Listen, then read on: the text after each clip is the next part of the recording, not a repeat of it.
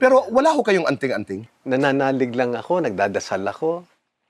Bago mag-umpisa ang bakbakan, ano ho ang inyong dasal? Ang dasal ko lang palagi igabay mo ako, please give me protection. Hayaan mo ako na maging decisive ba na para hindi naman marami mga casualties. Pag binabalikan niyo po ang iyong military career, ano po yung toughest battle? Yung nag-umpisa ito doon sa liberation of Kauswagan, Lanao del Norte. Lanao del Norte, kung saan nung kinubkob ito, nung sinakop sila ng MILF noong 2000, yung unit namin, yung unang na-dispatch pa to liberate Kauswagan.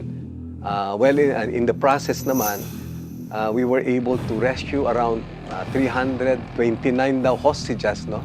Kagagaling lang namin sa Palawan noon, kabababa lang namin sa barko.